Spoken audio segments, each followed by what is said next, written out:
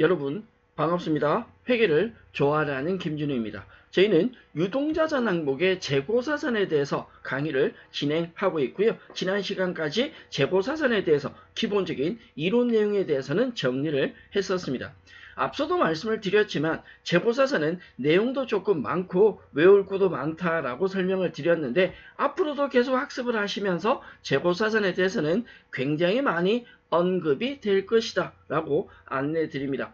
이번 시간 제가 여러분들과 함께 학습할 내용은 재고자산에 관련된 분계 예제 연습 문제 풀이입니다. 앞서 학습한 기본적인 재고자산 관련 내용을 포함해서 재고자산 관련된 분계 예제 지금 만나 보도록 하시죠. 자, 예제 1번 문제부터 보겠습니다. 단가가 1000원인 상품 200개를 매입한다. 상품을 매입하는데 단가 1000원, 한 개 1000원이라는 말이고요. 200개를 매입하면서 대금은 1개월 후에 지급하기로 하다. 여기서 돈을 지급하지 않았는데 재고자산의 상품이기 때문에 계정 과목은 외상 매입금을 쓰셔야 됩니다. 만약에 재고자산이 아니다 라고 한다면 미지급금 계정을 쓰셔야죠. 자, 문제는 운반비가 되는데요. 운반비는 두 가지의 상황이 있죠. 자산을 매입할 때 발생하는 운반비하고 자산을 매출할 때 발생하는 운반비가 다르다라고 설명을 드렸는데, 자산을 매입한다. 자산을 살 때 비용이 발생하면 이 비용은 원가에 무조건 포함을 시킨다. 운반비, 수수료, 시운전비, 설치비, 취등록세, 이러한 매입과 관련된 매입 재비용을 자산을 살 때 발생한 매입 재비용은 원가에 포함을 시킵니다. 사올 때는 포함을 한다는 거죠. 다만 매출할 때, 상품을 매출한다, 제품 매출할 때 발생한 운반비는 포함하는 게 아니라 따로 가셔야 합니다. 바로 뒤 매출 예제에서 만나보도록 하고요. 지금은 매입이죠. 차변에 상품을 매입했고요. 상품의 금액은 20만 5천 원으로 기록이 될 텐데, 이유는 매입한 상품의 금액이 1000원짜리 200개니까 20만 원이 될 거고요. 20만 원의 상품을 매입하면서 운반비가 5만 원 들었다. 원가에 가산하셔야죠. 운반비, 매입 시 운반비는 재비용으로 원가에 포함하십니다. 상품이 20만 5천 원이고요. 상품 대금인 20만 원은 외상매입금으로, 운반비는 별도 현금으로 지급한 것으로 처리가 되죠. 이 외상매입금 20만 원은 향후에 우리가 지급해야 될 부채에 해당합니다. 문제 2번, 외상매입금이고요. 부채죠. 그 중에 10만 원을 조기에 현금으로 상환한다. 외상매입금을 현금으로 갚는다면 외상매입금이 감소하고 자산을 감소시키면 되는데, 이 문제는 현금을 상환하면서 약정에 따라 5%를 뭘 받는다고요? 할인을 받는다라는 표현이 나오시네요. 우리가 매입을 했는데 이 외상매입금을 빨리 정해진 날짜보다 조기에 상환하면서 할인받는다. 대금을 깎는다. 그걸 매입 할인이라고 했고, 물건의 이상이 있어서 대금을 깎는다. 그건 애누리라는 표현을 썼었습니다. 매입한 물건을 다시 돌려보내는 건 환출이라고 했는데, 할인이나 애누리나 환출의 공통점은 매입에서 차감이 되는 계정이었죠.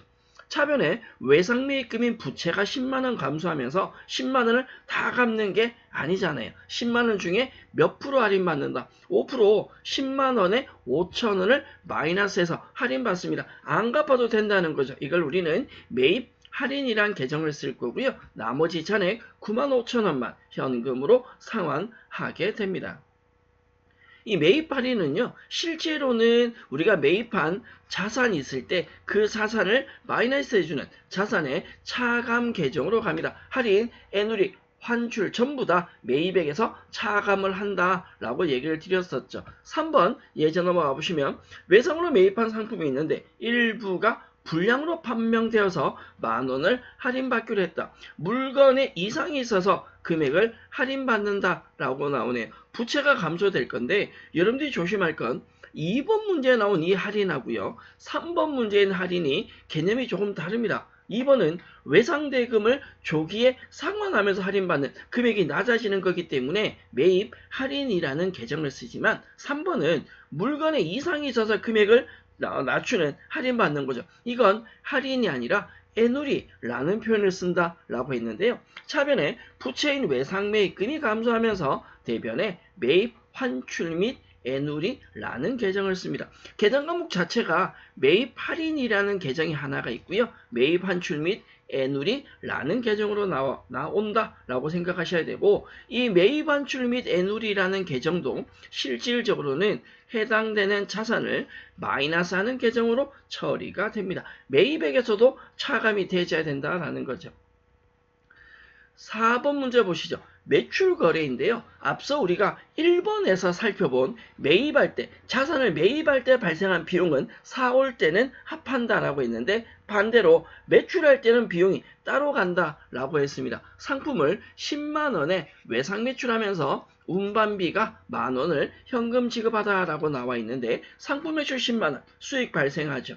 외상 매출금도 그대로 10만원이 됩니다. 추가로 운반비가 발생했고요. 그 운반비를 우리는 뭐로 지급했다? 현금으로 지급했다가 되는 거죠. 매출 거래이기 때문에 별도의 운반비가 지금처럼 딱 발생한다라고 생각하셔야 됩니다. 즉 운반비가 발생했을 때, 일반적인 비용이 발생했을 때 이게 매입 거래인지 매출 거래인지는 여러분들이 구분하고 회계 처리를 해 주셔야겠다라고 설명을 드립니다. 5번 문제 보시죠. 외상매출 대금이 있다. 외상매출금은 자산이고 받아야 되는데, 이 외상매출금을 회수하면서 조기 회수, 정해진 날짜보다 빨리 받아서 약속으로 정해진 것에 의해서 5% 할인. 즉 우리가 매출할 때 외상 매출이 있다면 거래처와 협의를 하는 거죠. 자, 2개월 이내에 갚아라. 다만 한 달 이내, 1개월 이내에 갚으면 내가 5%를 깎아줄게. 이런 구조라고 생각하셔야 됩니다. 따라서 그 정해진 약정에 의해서 5%가 할인된 마이너스 된 금액을 입금받았다라는 건데, 대변에 외상 매출금이 100만원 감소하겠죠. 돈을 받는데 다 받는 게 아니라 몇 프로 깎아져요? 5%. 100만원에 5%에 해당하는 5만원을 차감하는데, 이는 매출 할인이 되고요. 이 매출 할인은 기본적인 매출액에서 마이너스가 됩니다. 상품 매출했다면 상품 매출액에서 마이너스가 될 것이고, 제품 매출했다면 제품 매출액에서 마이너스가 되죠. 100만원의 외상 매출금에서 5만원을 차감하고 나머지 금액 95만원을 보통 예금으로 받았다라고 이해를 하시면 되겠네요. 문제 6번. 외상으로 매출한 상품 중에 10만원의 하자가 발생해서 10만원 중에 하자가 발생해서 2천원을 반품 처리한다. 2천원은 환출로, 기본적으로 환입으로 매출했는데 돌려받고요. 또 별도로 5천원의 금액을 뭐까지 받아? 애누리까지 받는데요. 나머지 잔액은 현금 회수한답니다. 대변에 외상 매출금이 10만원 감소하고 돈을 받을 건데, 10만원을 다 받는 게 아니라 환입, 매출했던 게 반품되는 환입도 있고 애누리도 있다. 매출 환입 및 애누리 7천원이 발생하는데, 이 매출 환입 및 애누리도 매출액에서 마이너스가 되게 될 겁니다. 10만원에서 7천원 차감하고 나머지 잔액을 현금으로 돌려받는다라고 생각하시면 되겠죠. 대변의 외상 매출금 10만원, 차변의 매출 환입 및 애누리, 그리고 현금으로 들어가게 된다라고 생각하시면 되겠습니다. 6번 문제까지 살펴보셨고요. 7번 문제 넘어가 보시죠.